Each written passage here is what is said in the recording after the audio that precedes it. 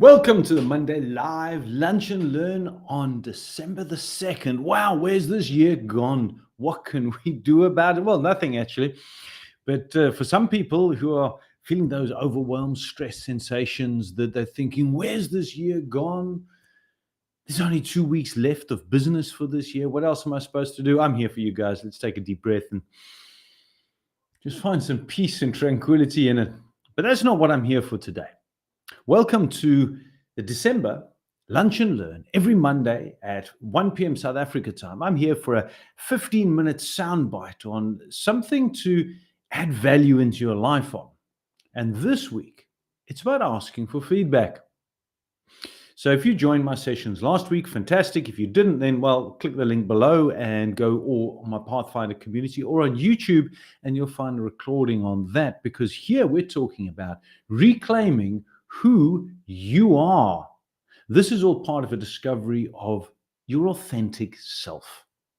And this week, we're going to seek feedback from friends and family and colleagues to really help you prepare for understanding your truth and your nature inside. Now, many people don't voluntarily just sort of give feedback unless specifically asked. Why? People feel uncomfortable. They don't want confrontation. They don't want to hurt your feelings, and they're afraid of how you may react.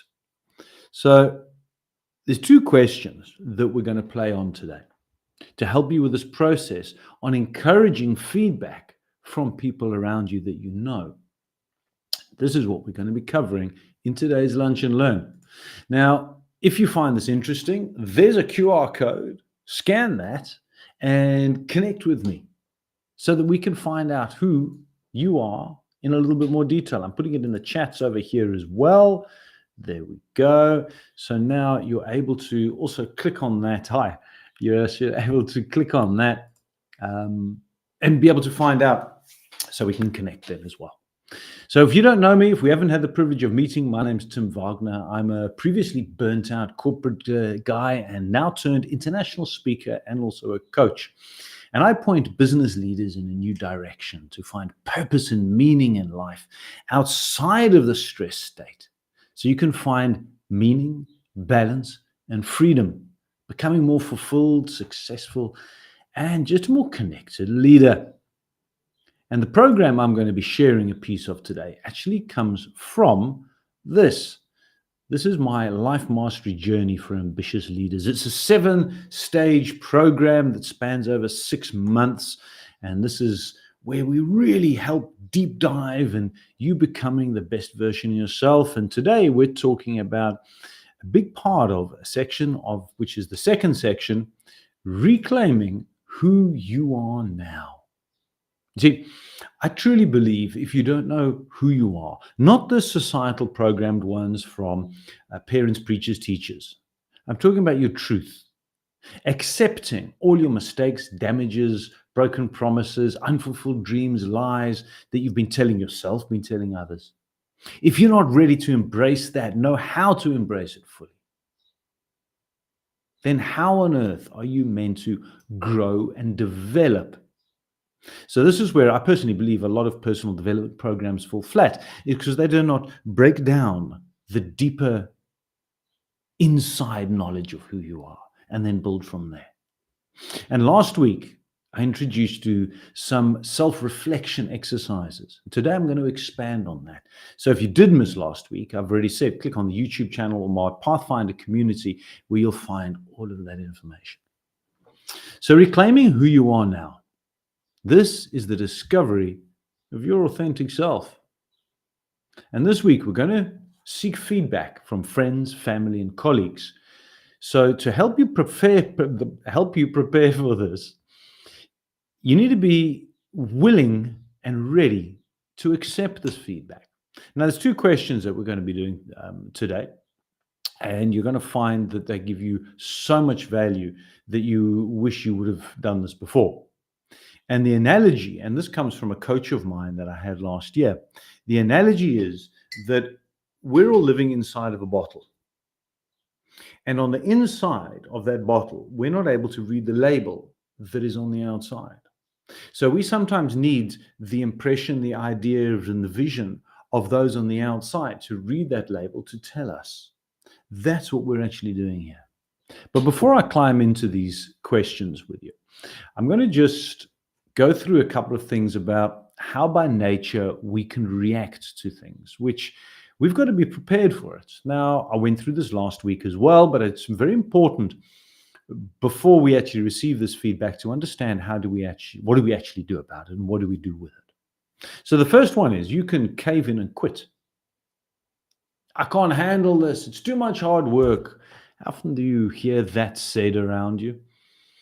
And if that's what you think, then you know what you're being told is truth.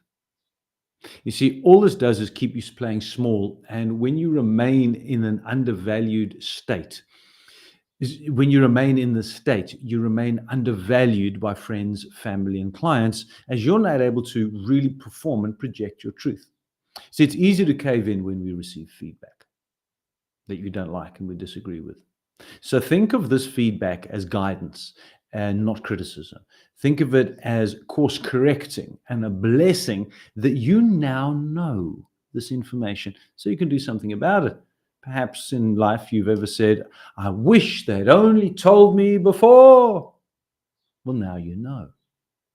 The second one is you can get mad at the source. You put your hands on your hip and you can stand up tall and stick your chin out and say, who the effing hell do you think you are to criticize me? I mean, look at your life. But responding with anger and hostility, again, means that they've hit the nail on the head. They've pushed a button, and it's your button, not theirs. And if that button wasn't there, perhaps you wouldn't then have a negative reaction. So congratulations. Now you know exactly where your major problem lies. Number 3, you ignore the feedback. Put your fingers in your ears and you hum around. What do they know? Look at their lives. You tune it out and you remain in limited mindset mode. So remember, you're asking for this information. So take it on board as the chance that someone says something negative to you is empowering. They're very unlikely going to do it from a vindictive place to make you feel small. They're going to tell you to be honest. And isn't that what you want? And this will most likely also come from a place of love and compassion and willingness to help you grow. That's, after all, why we're here, is for that enhance that growth mindset. So suck it up, buttercup. Embrace the lessons to the fullest. This lesson is all about how others perceive you that you may not be aware of. And when I do this as part of my program with my clients, I'd say 85, 90% of people receive information that gives them clarity and as well as a reduction in imposter syndrome, as how often we undervalue how we are actually perceived by others. So let's climb in. Number 1, write down 10 names. This is a mix of 10 people that you know, friends that are close to you, family members, colleagues, managers, employees, even clients. 10 people that you connect with every week.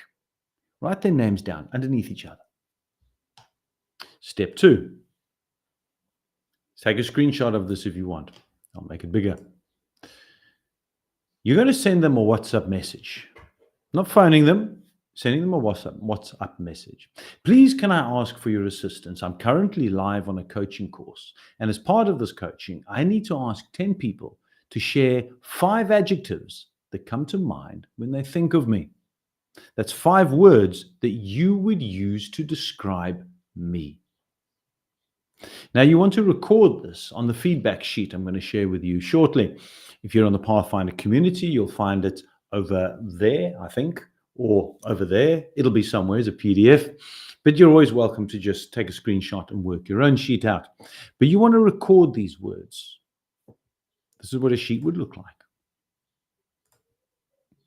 At the top, you've got the 10 names. You've got the 5 columns. For each of the word, and it's only one adjective, one word that you're looking for. You're going to then record that word that each person, write their name there, 1, 2, 3, 4, 5, 10, write each of the 5 words. Now, what you'll do after you've written the 5 words, all people responded, and here's a key thing, not all 10 people will respond. That's why you're doing 10 and not 3 or 5. But don't take it personally. People are busy in their own lives and they think, I'll get back to it, and they forget about it. That's perfectly normal. You're going to look for similar words. You're going to look for similarities. So you want to find a common thread if you want. And for example, somebody will say, Tim, you're a very honest person. The other person will say, you're trustworthy. So honesty and trustworthy can be aligned. So you're going to then, as you highlight or identify those words different people have said, you're going to cross it out. And you're going to then call that one word, for example, trust, and write that underneath at the bottom there, trust, and how many times trust was used. You're looking for the most prominent adjectives that are used to describe you. The 5 top key traits of how others see you. These you could identify as your strengths and possibly even weaknesses. And you're going to hang on to this list as it gets to mean a whole lot more later. Now, to those who have replied to you, and not all will, you can then send them the next message. Thank you. Take a screenshot of this one. Here we go. Thank you for those amazing words. I really appreciate it. I've one more question that will really be of help to me.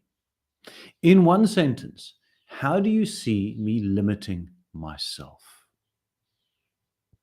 How do you see me limiting myself?